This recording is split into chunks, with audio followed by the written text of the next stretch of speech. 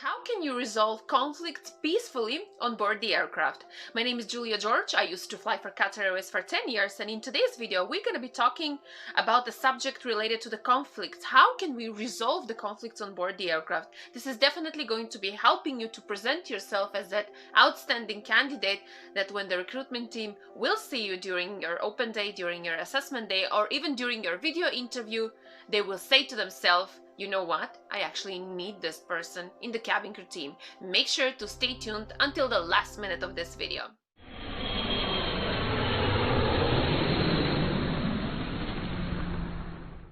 The easiest way to define the conflicts is that there is a struggle or an opposition. For example, you and your best friend are falling in love with the same person.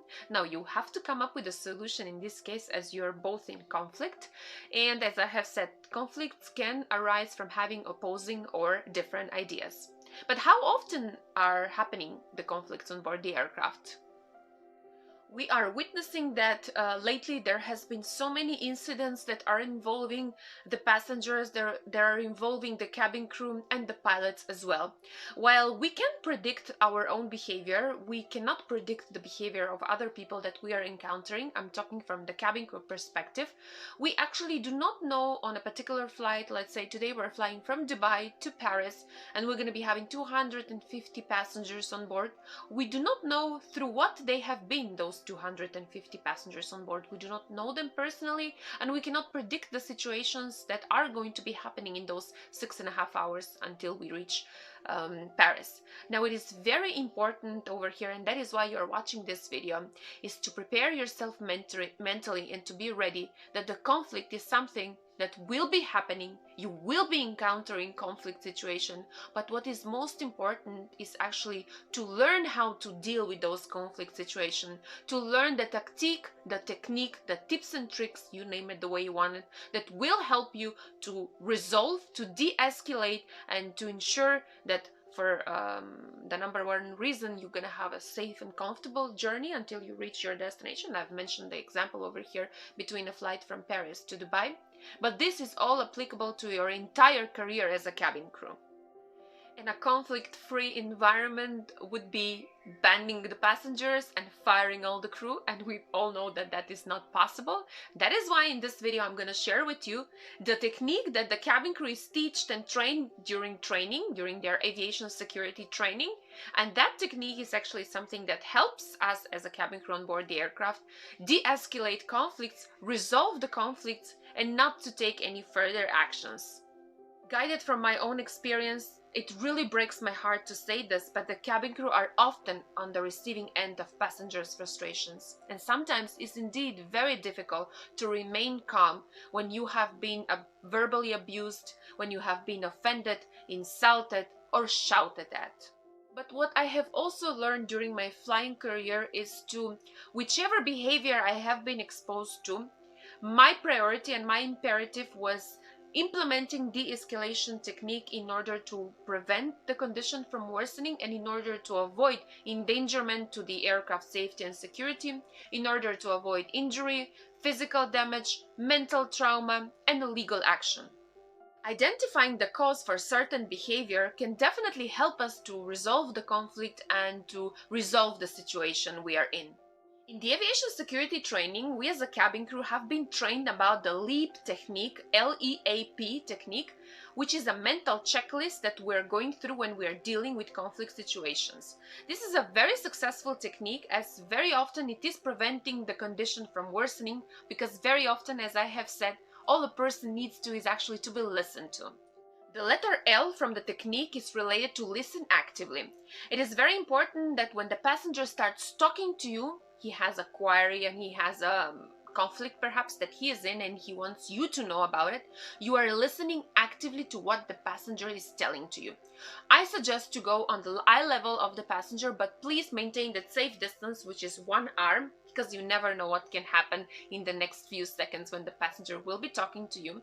Please show your face.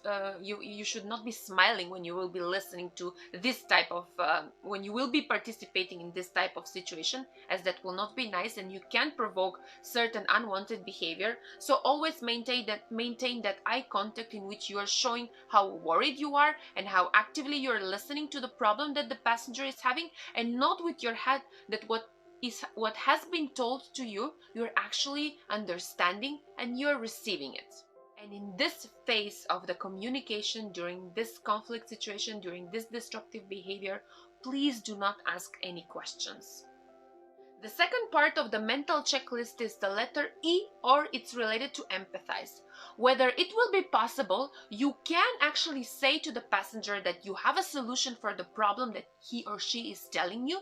You perhaps would want to say that you want to refer to the knowledge and experience of your supervisor, but please, if you have a chance, again, show them that you are worried and that you understand what is happening to them at that particular moment. Perhaps if you have been to a certain situation like that, you might want to extend and say that you have been through the same and that you understand how the passenger is feeling.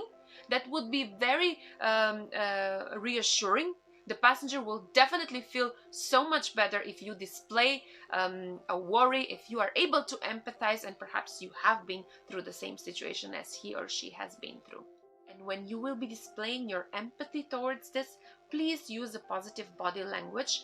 I often say when we are dealing with the passengers or in conflict situations, we should definitely never stand like this, as I'm guarding and I'm listening to you, and I'm like, I understand, or I don't understand, or I don't care, but always show that positive body language that, right, you are here, yes, what I can do, you're actually ready to help in a situation. It is very reassuring when we are displaying ourselves in this kind of situation as a person with a positive body language, just the way you do your positive body language when you go on that open day and that assessment day and you're interacting with the recruiters actually. Letter A from the LEAP technique is related to ask open question. It is very important that when you will be asking questions, you use questions that are starting with when, which, what. There are two things that you want to achieve when you will be asking open questions. You will actually gain informations, and you would want to gain informations that will help you to build up a clear picture on what is happening, why actually the passenger is disturbed, and secondly, you're going to give a chance to the passenger to actually vent out. And venting out the feelings of the passenger is really, really important for de-escalation of the problem. The last part of your mental checklist is related to letter P, or paraphrase. Whatever the passenger has been telling you, just paraphrase it and just explain it to him. Right, sir, ma'am, if I got you right, you have said to me that this happened. This will definitely give an idea and will give the feeling to the passenger, the reassurance feeling that you have actually understood their problem. In this scenario, they might also correct you and give you further more information, so just paraphrase them along with all the infos that you have gotten in order to display to the passenger that you have a clear picture of what is his or her problem.